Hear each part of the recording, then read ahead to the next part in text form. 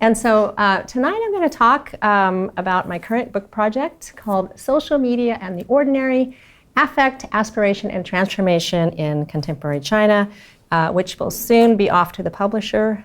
Fingers crossed, right?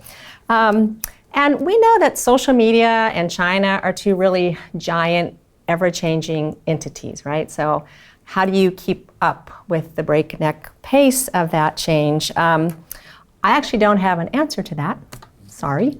But what I'm trying to do in this book is provide some intimate portraits of people from different walks of life and the connection between their social media use and how they try to achieve the goals and strive to live the kind of life they want to live within various constraints. And I'll talk about some of those constraints in a little bit. So in this talk, I'll first give the kind of overall framing of the book in general, and then talk from just one part of one chapter on it. But before I do that, I want to talk a little bit about what led to this project. I know Josh already talked about my book a little bit. But as you might know, China for years has been involved in these really phenomenal processes of mobility. So China has the largest internal migrant population, over 200 million. So people coming from rural areas to do labor in cities, often service work or construction work, things like that. But also it has the largest number of internet users. I mean, it's a very big country, right? The largest number of internet users, mobile users, social media. And when I first was thinking about a dissertation project a long time ago, which some of you might be thinking about that, right? I was really interested in the intersection of these processes and these possibilities, right? These two kinds of mobility, the virtual and the physical, and in the lives of young rural to urban migrant women. And so I did ethnographic fieldwork. I looked at how young women who had migrated to Beijing from usually just small little villages, they went there to work, but for them it was also a chance to see the world and sort of gain some experience and autonomy away from parents. And in the city they face severe discrimination because they have what's called a rural household registration. So they're kind of like second-class citizens in the city. And so at the time I looked at how a phone, which was this was the mid to late 2000s, a phone was a really new and exciting and sort of precious thing for them. And I looked at how it was part of their becoming modern and urban in the city. I looked at social networking, dating autonomously, away from parental control, for self-fashioning through camera phones. This was before the word selfie was coined. Boy, I wish I had coined that word, right? That would have been a good one. And also labor politics. And so, as I said, this was an ethnographic project that spanned several years. I analyzed my data through the lens of critical and cultural theories of technology and feminist theory, and especially looking at how these women's gender, their young age, their class status, and place, like rural urban, so because they were from rural areas, was really mutually constitutive with the use of their mobile phones. And so, oops, I forgot to show you, that's all the social media in China that we can't keep up with. Okay, so there's a copy of my book. And these are some of the women that were in my study. So low-level service work in restaurants and beauty salons and shops and markets. And so I theorized as Josh already said, so I guess I don't really need to repeat this, but this idea of immobile mobility was kind of the through line throughout, that's kind of redundant, the through line throughout the book. And when I looked at their practices, I focused on something I call socio-techno practices. So this is also influenced by feminist and cultural studies of technology. So the way technology is integrated into existing social practices and opens up new spaces and possibilities for their enactment. And especially I'm interested in this among marginalized populations. And so my current project builds on this. It's a much bigger project. It's been taking a little longer. So it's an expansive study based on ethnographic fieldwork that I've conducted offline and online over the last several years. And what I'm trying to do is look at the way that people are using different types of social media in what I'm calling ordinary yet significant ways in their, their daily practices, in their pursuit of certain goals or empowerment. Obviously sometimes that leads to disempowerment. Not seeing this as a zero-sum game, but on a kind of a continuum. And so I've conducted this research among 4 different groups. Let me just point them out here real quick. So in the top corner, this book is kind of like 4 projects in one. So one project is looking at rural entrepreneurs in Shandong province and how they're engaging with e-commerce and micro-entrepreneurship, and how our gendered power relations kind of opened up through that, or they kind of reinstantiated, and unfortunately so far it seems to be the latter. But that's a pig farmer. That was his first computer, his first software that he ever had to be able to keep track of his pigs. A second group that I'm looking at, or that's in the book, are domestic workers and their struggle for voice and recognition through an NGO drama program that they're in, but I also compare that to how they express themselves on social media. Another group is young college students and feminist activists who are involved in struggles for gender equality across China, and also their use of social media for that. And then finally, young creatives who've migrated to Beijing from rural areas to pursue their artistic endeavors and in the process transform themselves. So this evening I'm going to talk mostly about the young creatives. But first, I think there's some questions that already could be raised. That's right. So like one of them is, what ties this disparate assemblage of people together? And so at the macro level, in many ways, they do sort of coalesce around these government and policy discourses around innovation and entrepreneurship and creativity, that's going to spur China's rise, right? So that's why we've got e-commerce in the countryside. You've got young creatives pursuing creative endeavors, which I'll talk about later. So that's one part of it. But then you also have certain groups in China, the so-called vulnerable groups, who are from rural areas, who are migrant workers, like these domestic workers, who are also often thought of as problems to be solved. And what I mean by that is, like, through rural development programs or urbanization programs or policies to spur consumption, things like that are supposed to make their lives better. However, sometimes they're also governed by more punitive measures. So this is a picture I took in Beijing in 2017 when the government started this kind of clean up the city policy.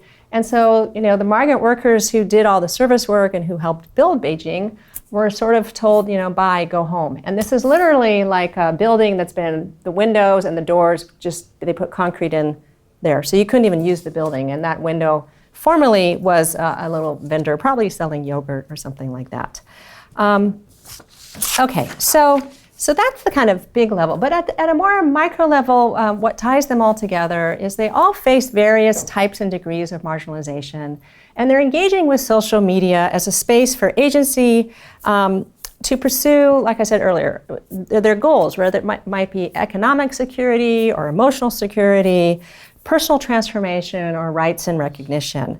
And these processes and these practices, I'm going to argue, speak to these larger transformations going on in China.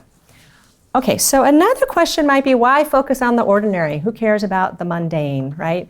Well, I do ethnography, and I'm a communications scholar, but I'm also interested in the anthropological aspects of fieldwork. And so there is a lot of focusing on the mundane, and I'm trying to understand what that can tell us about human life and human stories. And so I'm very inspired by, actually, let me not say why I'm inspired quite yet. I will say the way this book was inspired was when I first started doing the research for my second book. So China has something called Sina Weibo, which I'm sure a lot of you have heard of. It's like China's Twitter. And when that became sort of popular, there was a lot of research and a lot of excitement around how people could use something like Weibo to hold the government accountable, or how people could use, texting and social messaging to, protest so that a chemical factory wouldn't be built. And so there was a lot of excitement and a lot of research along these kind of cycles of scandal or, tragedy, and then exposure or protest, and then holding accountability, right? But this isn't really like what people are doing in their everyday life, right? These are these kinds of more spectacular things, which are very important to look at, of course. But like I said, I'm trending to focus more on the kind of everyday. Now I will say, of course, in the feminist chapter, I do write about a little bit about China's Me Too movement that has come about lately. But I've been inspired, I guess you could say theoretically, by Kathleen Stewart's work and her book called Ordinary Affects. And she argues, she writes that the ordinary is a shifting assemblage of practices and practical knowledges, a scene of both liveness and exhaustion, a dream of escape or the simple life. And she goes on and she says, ordinary affects are varied, surging capacities to affect and be affected. That's actually the definition of affect. That give everyday life the quality of a continual motion of relations, scenes, contingencies, and emergence. So she says they generate public feeling, but they're also what intimate life is made of. And if I can just give you one more quote of hers, there are significant lies in the intensities they build and what thoughts and feelings they make possible. And so I'm really fascinated by this, this potential and its connection to social media. I'm also interested in literature that I started reading more recently on something called ordinary ethics. And this is the recognition, it's come from some anthropologists. Also, the Stafford book has a lot of ethnographies in China. And so it's the recognition of the ethical dimensions of practices, decisions, actions, and evaluations that make up ordinary life and thus selfhood. And so in most of this work, scholars don't distinguish between morals and ethics when they're writing, and I can hear the rhetoricians in the room probably gasping.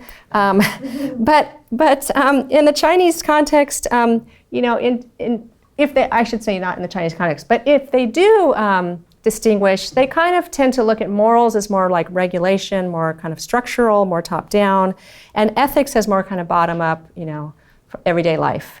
And so in China, I think that kind of does fit because you hear about like socialist morality, right, which is kind of a government discourse. And so I'm using ethics as this kind of everyday. Not that people are using that term in their everyday life. I'm using it as kind of an analytical tool. All right, so with that in mind, let me move on and highlight one of my chapters. And this is on the marginalized young creatives in Beijing. So all of them have moved to Beijing. They have a rural hukou, right, the household registration system.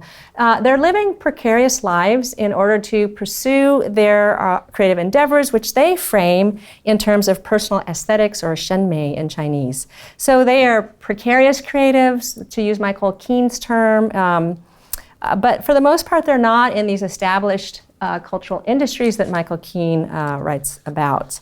So I will talk about how their social media use is intricately connected to their creative pursuits, how social media has become a conduit for new modes of individualism and imagining and belonging and desiring, and how in their understanding of aesthetics they resist and reaffirm conventional values regarding what is valued. And so I will focus on three themes: cultivating knowledge, taste, distinction, and hierarchy, and aesthetics as an ethical imperative. And so in this work, again, I'm focused on socio-techno practices, and with the idea that in doing this research, it's not only like about the tool, right? And I don't even like to call a phone or something like that a tool.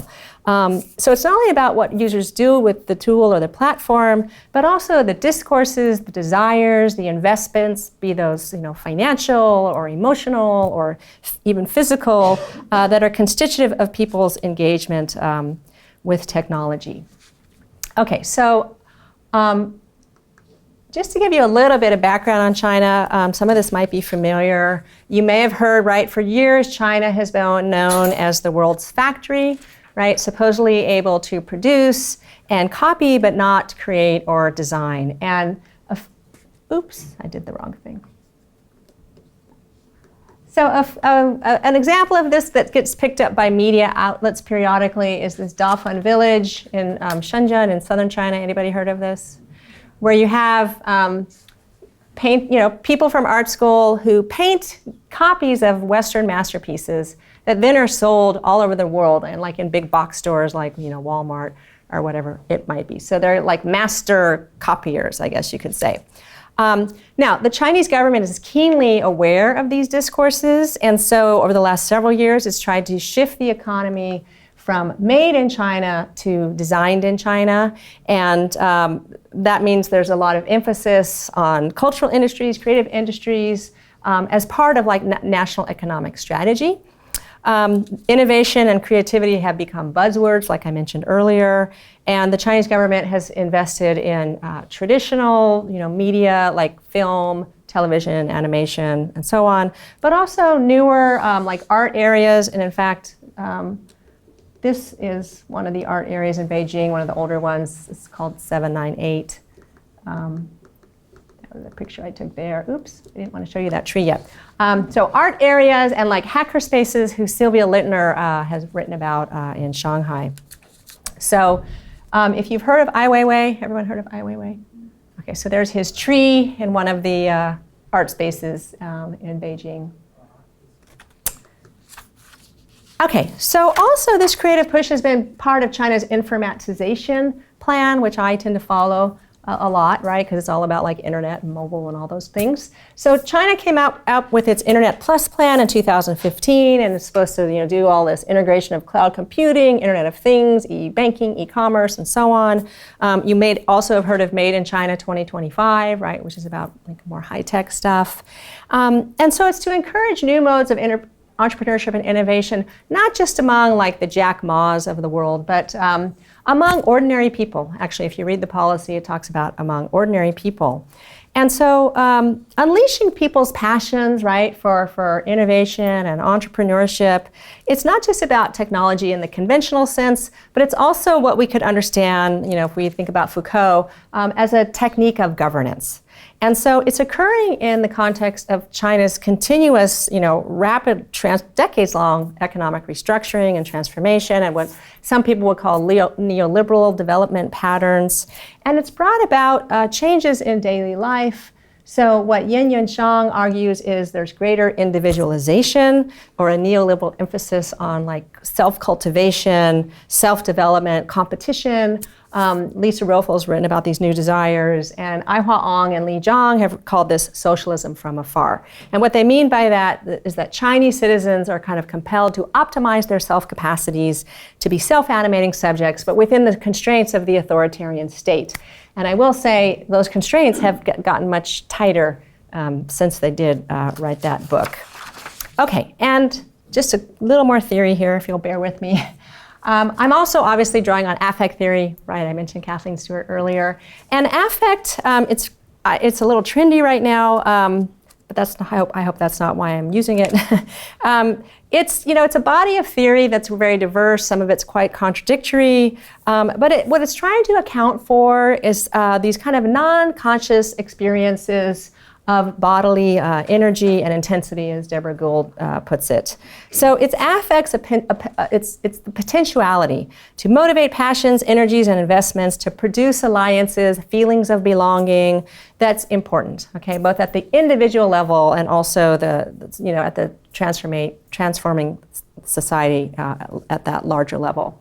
I'm also very influenced by Sarah Ahmed, who doesn't really distinguish between affect and emotion. Some people do. She's really interested in what emotions do, right? Like their kind of performativity that they have.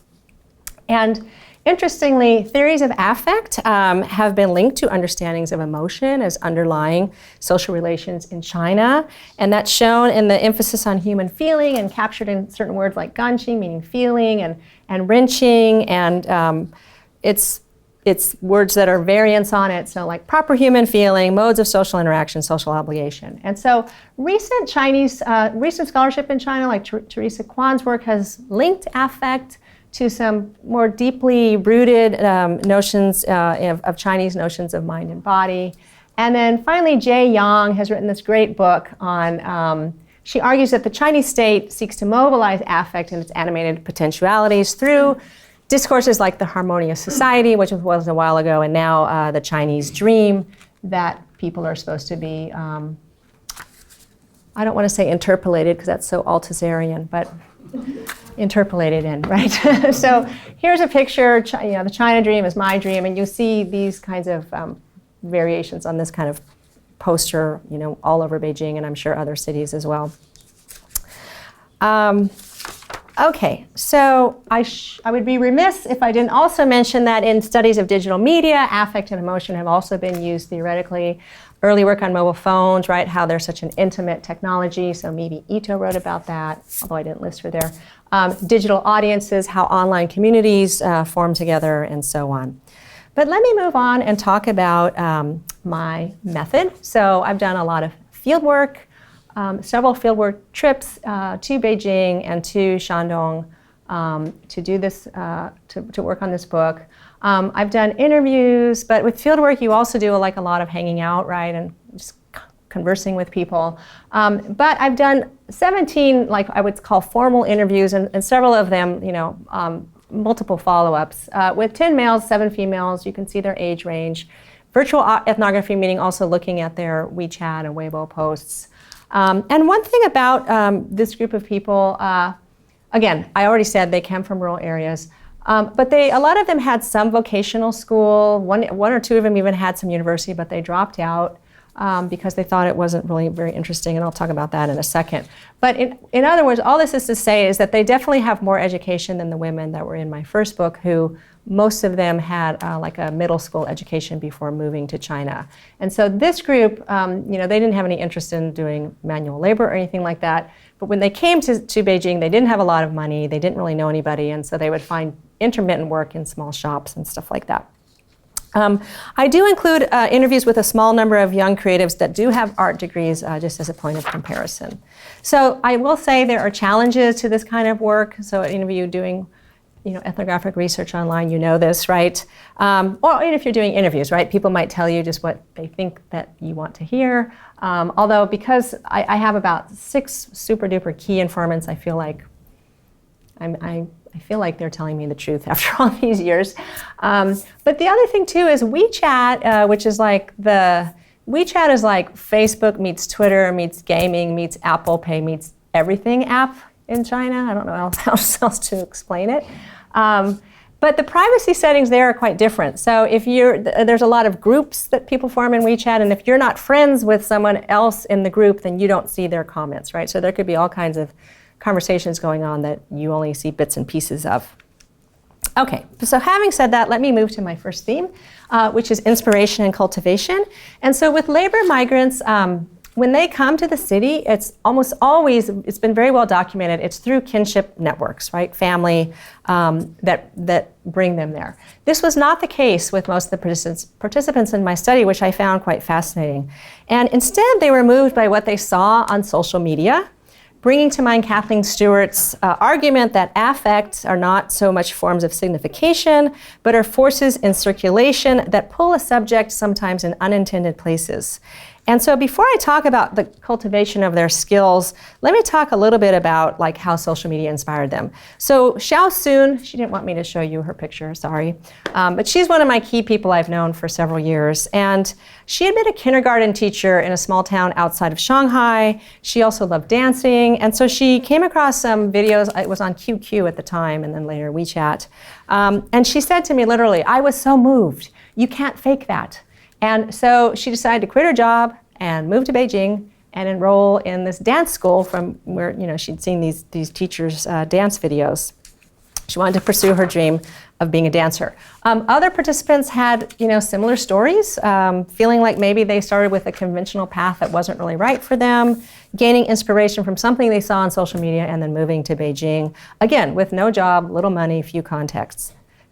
So how did they cultivate knowledge? So for the most part, they were disillusioned with the formal educational system. They found it kind of boring and subpar, uninspiring. But as an ethical practice, they were deeply invested in cultivating knowledge that they thought fed their soul, that was meaningful, and raised their aesthetic level, or shenmei. So this term shenmei I kept hearing over and over. And this influenced how they used social media, both Sina Weibo and WeChat are often the ones that we talked about, but other ones too, like Behance and things like that.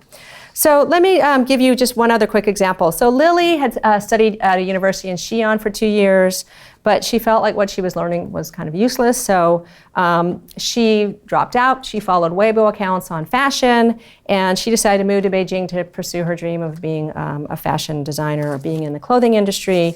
Her friend Bo went to Beijing to study tattoo drawing because he had seen tattoos on these various Weibo accounts. And so once he got to Beijing, he did take a class, but he also said to me, I look at different Weibo accounts for tattoos, both Chinese and foreign. I copy these into my sketchbook and I try to come up with my own designs. And so Bo and Lily both talked about copying foreign sites, copying different Weibo sites.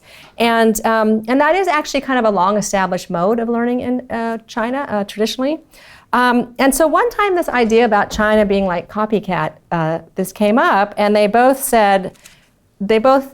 disavowed it, okay, disagreed with it. And they said, everybody copies, nothing's truly original. So Bo was like, maybe he read Foucault without telling me, I don't know. But anyway, he also noted how Western tattoo artists copy liberally, right, from Chinese imagery, dragons, Chinese characters, sometimes incorrectly. So I saw a guy who was not Chinese, and his tattoo said, "Wen Meng," which means illiterate. And I'm like, wow, you got punked, right? So another one was Byron, which means white person. I'm like, okay, yeah.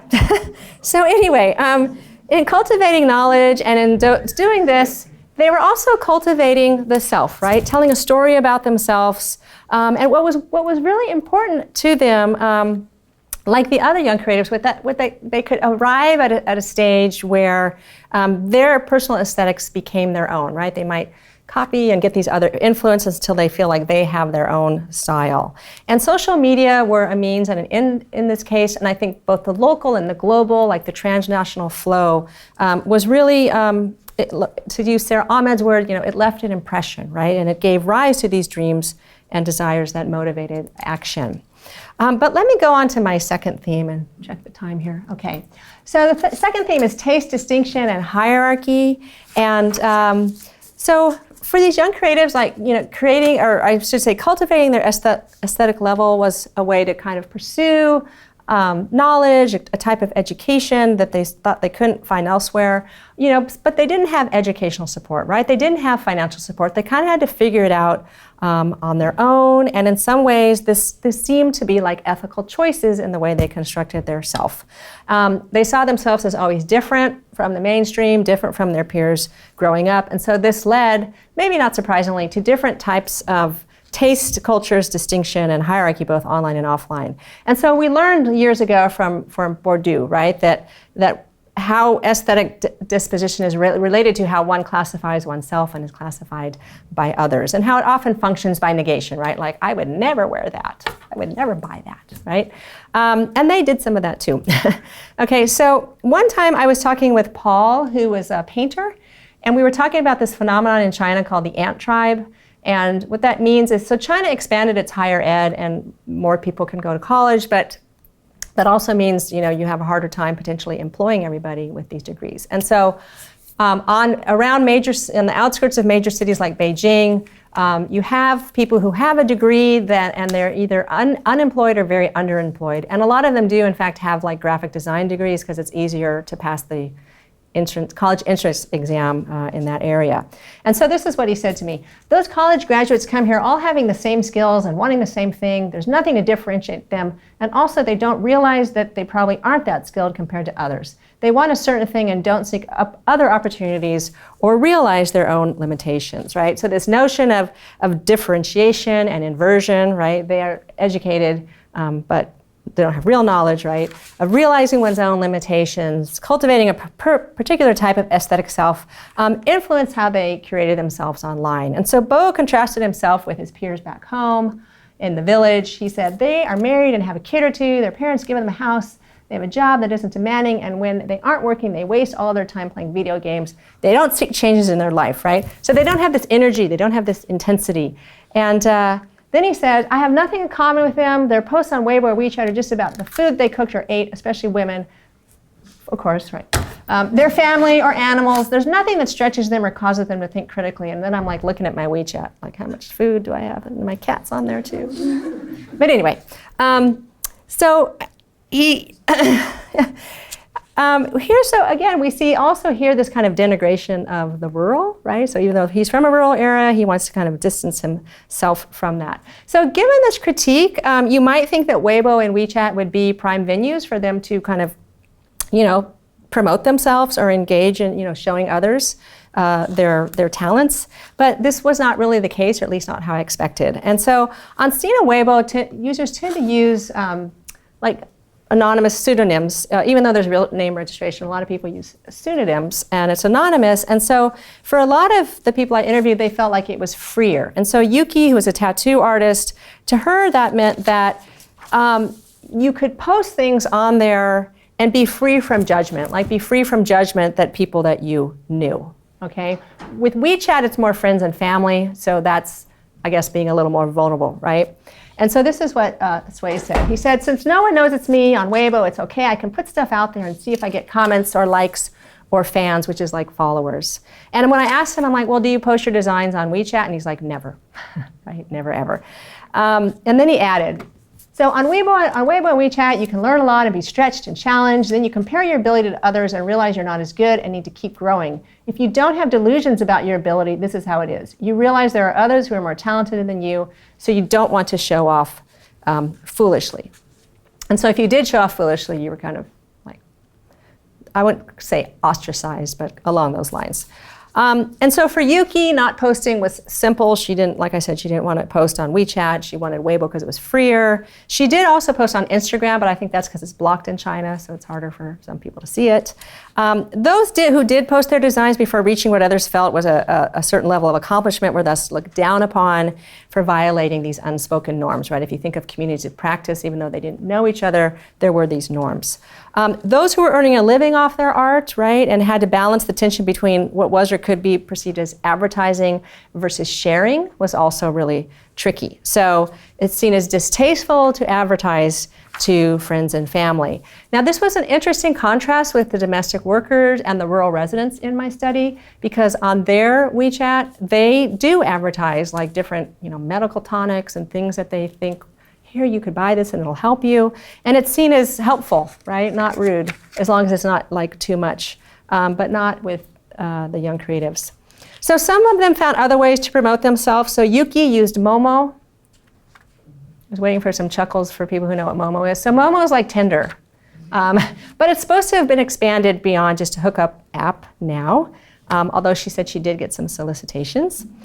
This balance was also achieved through sharing different things in different circles, and then a couple never even participated in terms of their artistic stuff on social media. So Paul, the painter, he said, we don't need more pictures on WeChat. That's what he said to me. But then later I noticed he did start taking photographs, and he took one where he went to his village and saw where his school had been torn down, and he posted it with a very moving caption, actually, on his, what they call moments on WeChat.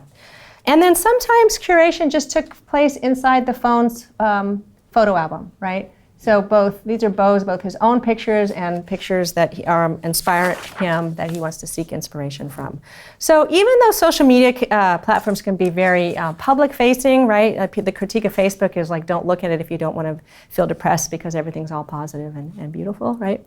They often become this private realm, in this case, for these ordinary ethics, this incremental growth, self-cultivation, with both public learning and private learning safe from aesthetic judgments of others. Okay, I'm going to quickly get to my last theme here, which is what I'm calling the ethical imperative. And so although the pursuit of happiness and self-interest in China are much more acceptable than they used to be in the past, there are still strict codes governing what's considered a proper job, a worthwhile pursuit. Should something be a hobby versus a career? So entrepreneurialism and individual drive are necessary in the market economy, but certain careers are deemed appropriate and others not.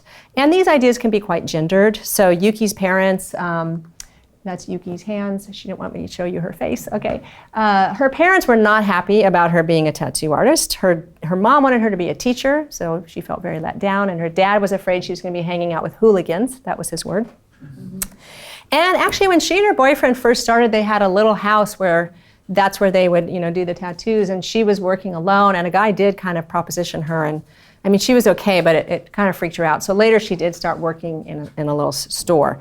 So there are risks, right, to pursuing these kinds of careers, not just financial, but personal, but also in terms of, how to be the filial child and honor the parents and things like that.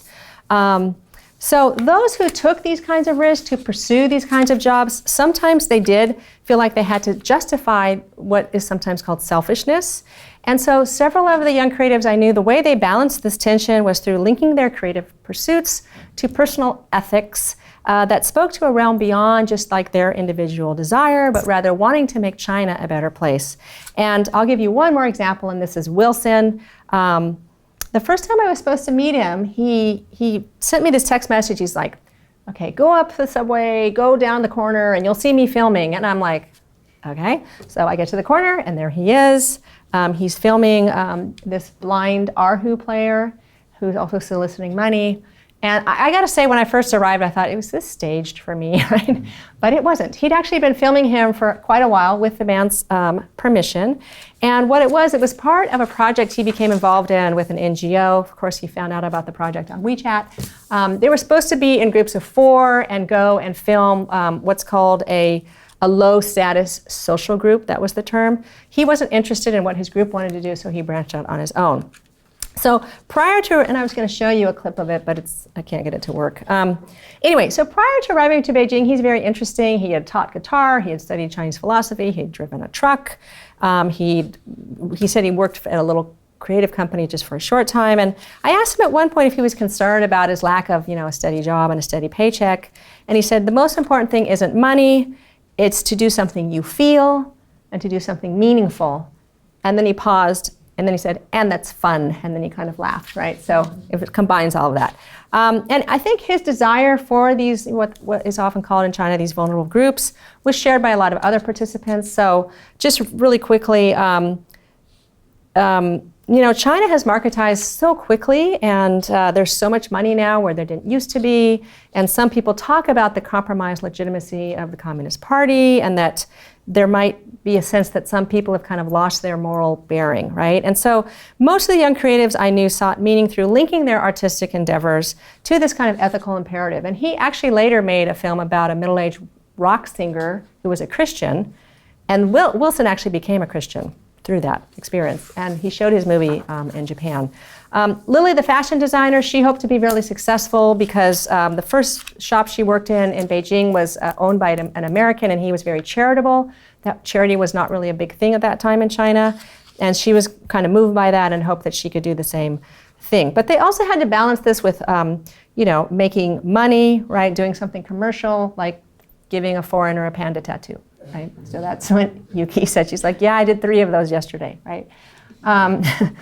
Okay, so, but not everyone felt this way. So Xiaosun, the dancer, remember her? She did eventually give up dancing, and it became a hobby.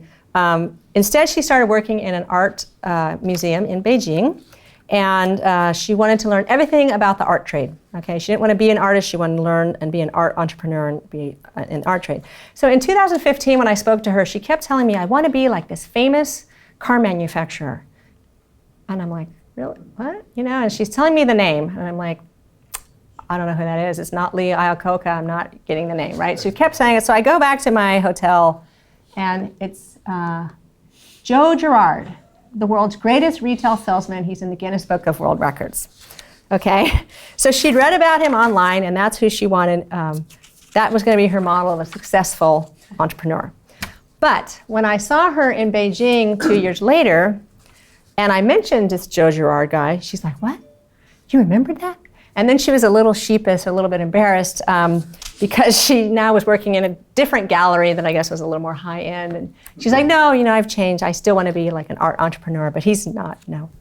Right, so we can again think about Bourdieu here, right? But she still wants to make money. She is not like the others. She's not like about the charity and all that, although she does want to support her parents, so that's important. So anyhow, I think I should conclude. And I guess my conclusion is, so how do these socio-techno practices of knowledge, cultivation, taste, distinction, personal aesthetics, and ordinary ethics help us understand these larger transformations taking place in China. And what do these young creatives have in common with the rest of the people in my book? So they are living precarious lives. I've said that. They don't have stable jobs. Some of them have gone on over the course of several years to get better jobs. But most of them frame their individual pursuits in terms of something that moves them, a passion, a search for meaning. And although often individualism in China is understood as selfishness, they also frame their pursuits as trying to better themselves intellectually, aesthetically, morally, and then by extension, Chinese society. And so I think that in the study of social media, understanding what I'm calling social media and the ordinary, and how social media is articulated to these intensities and these energies that motivate the pursuit of creativity, and how it's often presented as this kind of ethical or moral choice, provides one more lens for understanding these new modes of self-fashioning and self-transformation that are linked to these larger processes of social change in China. And so, in some ways, this book is not really about social media. It's about Chinese people, right? And their passions and their struggles and their hopes and their triumphs. Thank you.